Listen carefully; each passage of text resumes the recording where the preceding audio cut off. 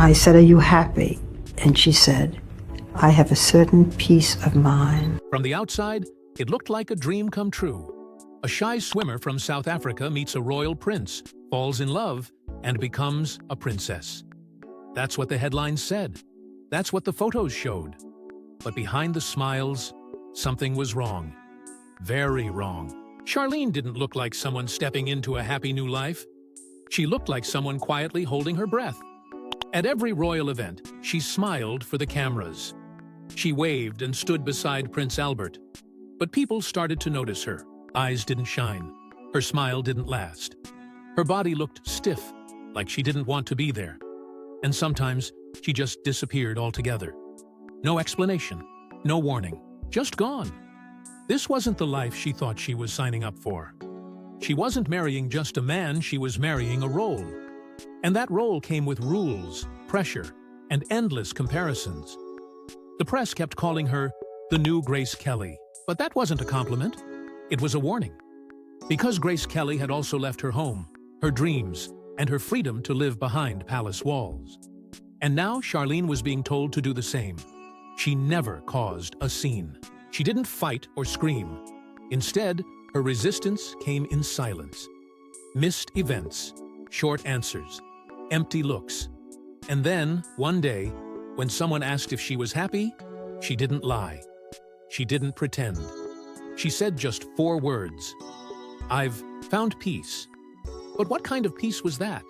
It wasn't peace from joy. It was peace from giving up. It was the kind of calm you feel when you stop fighting. When you accept a life that doesn't feel like your own. That one sentence made it clear. Charlene didn't choose this fairy tale. It was chosen for her. She was living someone else's story, not her own. She wasn't a princess living a dream. She was a woman trapped in a role. And while the world saw diamonds, dresses, and palaces, Charlene was stuck behind the scenes, struggling to breathe. That's the truth the public didn't see. But it was always there, hiding in plain sight. And the story only gets more shocking from here. Because that quiet surrender? It didn't start on the wedding day. It started long before. And once you see where it began, everything else finally makes sense. What looked like destiny was really a legacy waiting to consume her. Long before the palace gates opened for her, Charlene Whitstock lived in the water. She wasn't chasing tiaras, she was chasing seconds, medals, purpose. As a young South African swimmer, her world was driven by discipline, solitude, and the quiet roar of ambition. It was there, inside the rhythm of her strokes and the silence of her focus, that she found strength. But fate had different plans. And it wasn't just fate, it was spectacle dressed up as fate. In 2000, at a swim meet in Monaco, she caught the eye of a man whose life could not have been more different. Prince Albert, a bachelor king, a monarch in waiting, a symbol of European royalty and responsibility. He noticed her. She smiled. The cameras clicked, and just like that, a new narrative began, not of sport, but of surrender. From that point forward, their story didn't unfold. It was orchestrated. The media didn't just report on them, it sculpted them. Charlene wasn't simply a woman Albert was dating. She was being prepped, molded, and branded as the next Grace Kelly. The resemblance was impossible to ignore: blonde, elegant, foreign. But the comparison wasn't just flattering, it was strategic. Grace Kelly wasn't just a princess, she was a myth. And myths aren't remembered for their humanity. They're remembered for their perfection. Now, the world expected Charlene to step into a shadow that no one could ever truly fill. It didn't matter if she wanted it. It mattered that she looked like she could play it. But something felt off. The chemistry that anchors great romances never quite radiated from their photos. There was admiration, yes, maybe even care, but was there freedom? Was there choice? From the moment their relationship became public, it wasn't about 2 people getting to know each other. It was about one woman being evaluated. Would she fit into the image? Could she handle the pressure? Would Monaco accept her? Could she survive the comparisons? It became less about love and more about legacy, a hand-picked candidate auditioning for a life she never applied for. When their engagement was announced in 2010, The palace lit up with carefully curated joy. The headlines screamed fairy tale, but Charlene's eyes whispered something else. She wasn't basking. She looked braced. Observers noted her restraint, her tension, her formality. It wasn't just nervousness, it was disconnection. Because for Charlene, this wasn't just a proposal. It was the start of a transformation she never asked for. From swimmer to sovereign. From woman to emblem. From self to symbol, and even before she could say, "I do." The pressure of becoming Monaco's newest icon had begun to suffocate her. The gowns were fitted, the roles were cast, and as the world waited for their royal spectacle, Charlene was already beginning to disappear into a role that didn't feel like her own. But just as Monaco polished its crown for the wedding, a storm exploded in the press. She tried to run not once, but 3 times. And that was before the "I do." By then, the stage had already been set. The palace was glowing, the headlines screamed fairy tale, and Monaco was ready to celebrate its long-awaited royal wedding. But behind the doors of luxury and tradition, a quiet crisis was unfolding. According to multiple reports, Princess Charlene had attempted to escape Monaco on 3 separate occasions in the days leading up to the ceremony. Not rumors, not whispers, actual attempts. One in Paris, another during the Monaco Grand Prix, and the most alarming just days before the wedding itself. Each time, she was stopped, whether by persuasion, pressure, or something more forceful. No one knows for sure. But the fact remains, Charlene tried to leave. And that fact alone tore a hole in the perfect royal image the palace had so carefully crafted. Why would a bride-to-be about to marry into one of the most glamorous royal families in the world try so desperately to get out? Why wasn't she running toward the crown, but away from it? French media claimed her passport was taken to keep her from leaving. Palace sources, of course, denied everything. They called the stories absurd. But what makes a story feel more real than denial without explanation? The more the palace pushed back, the more people started paying attention. It didn't look like a fairy tale anymore. It looked like a production. A script Charlene was forced to follow, with no room for rewrites.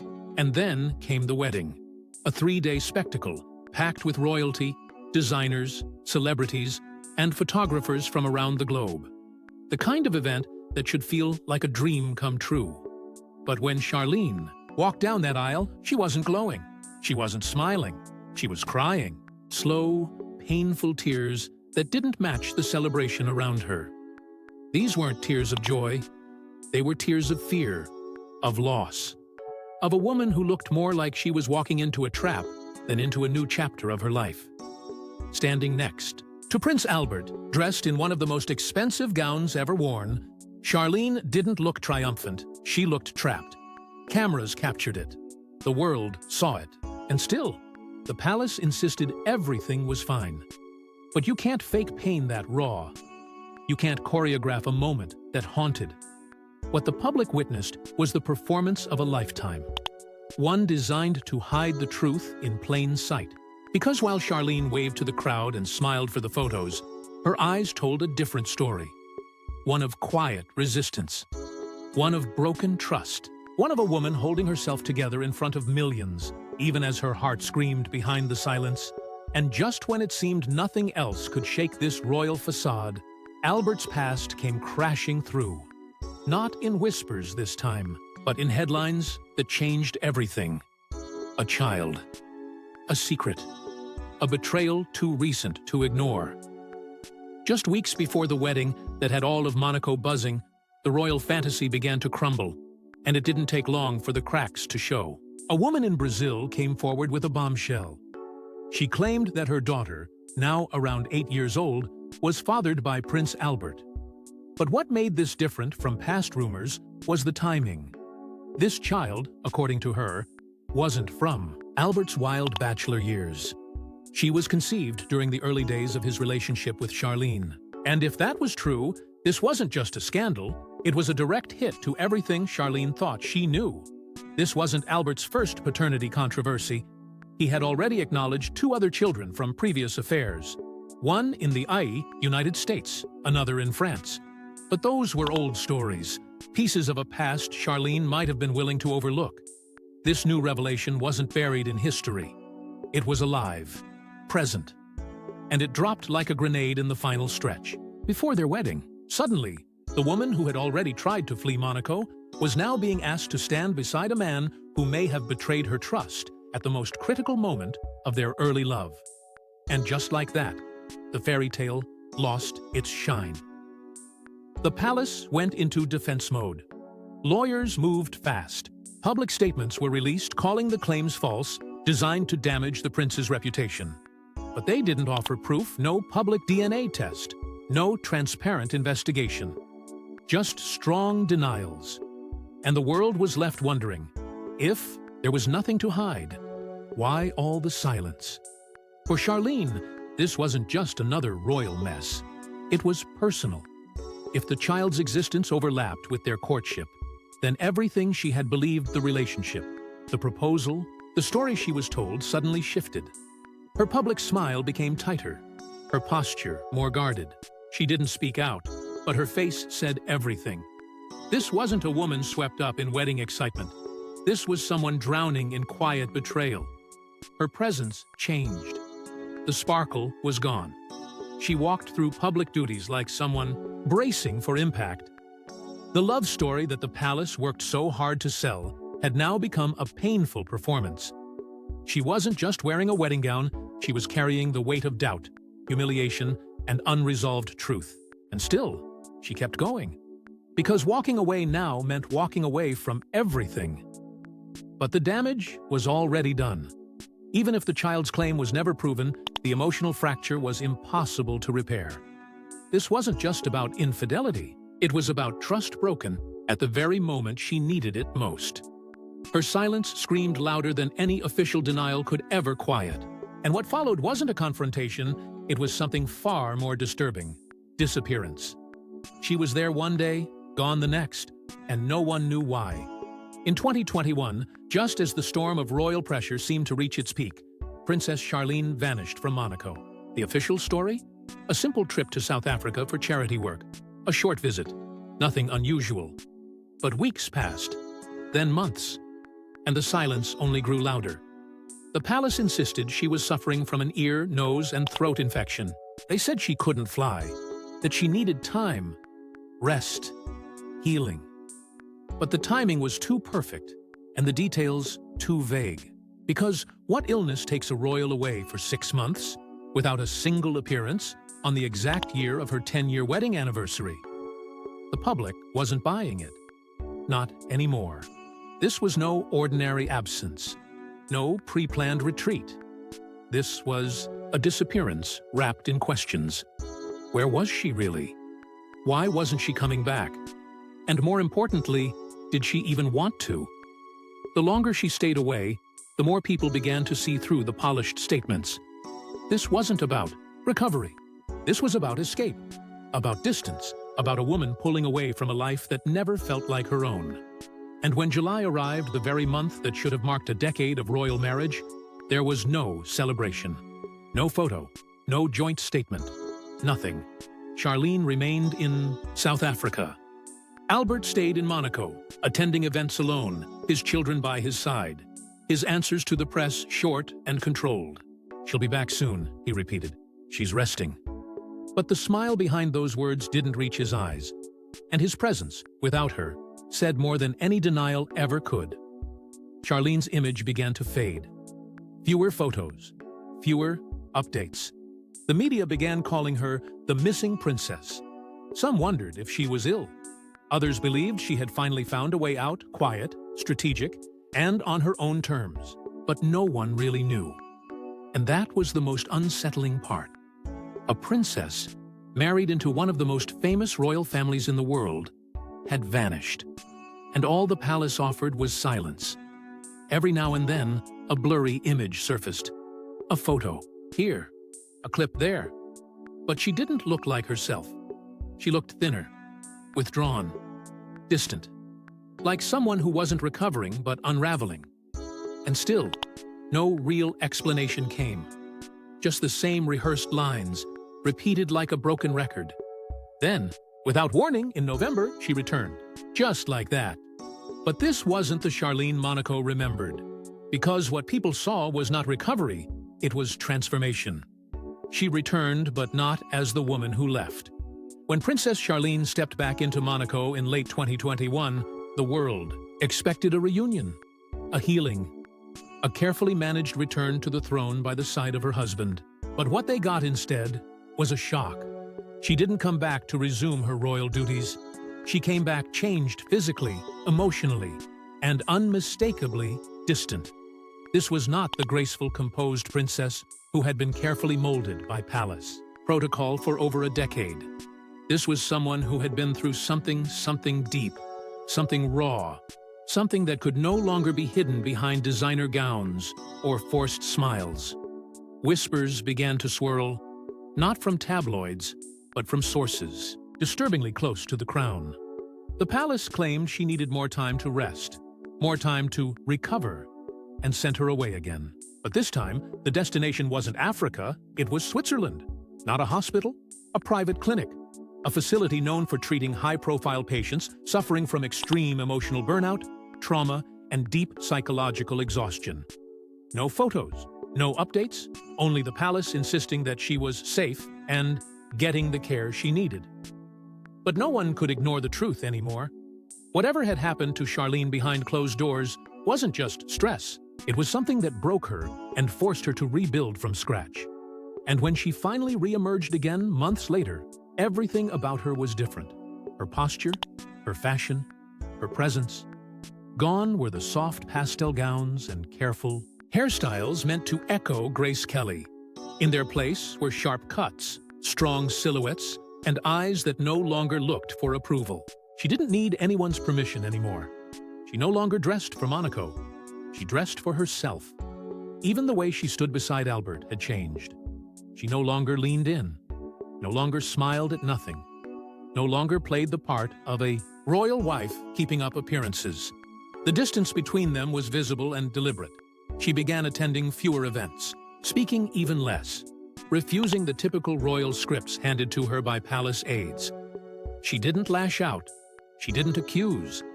She simply stopped pretending. That, more than any public outburst, was her rebellion. She had been expected to disappear into the role of princess.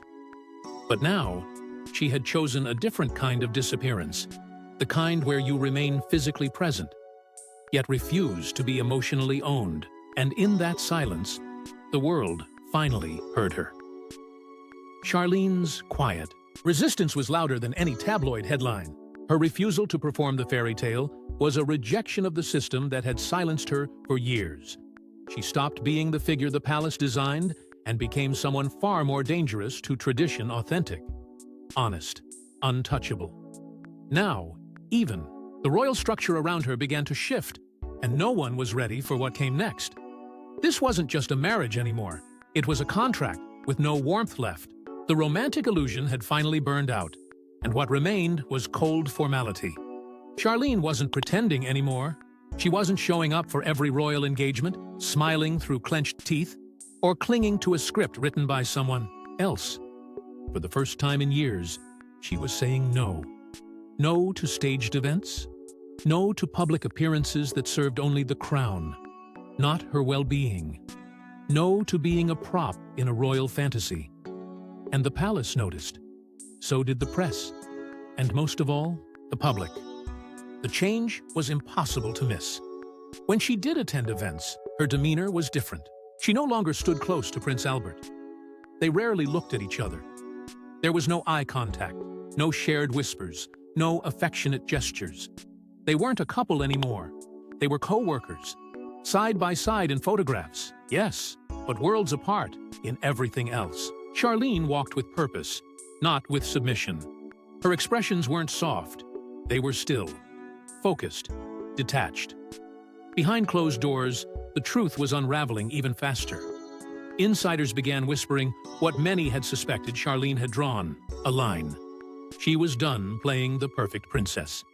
She had reportedly refused last-minute appearances, skipped key family outings, and pulled back from palace life entirely.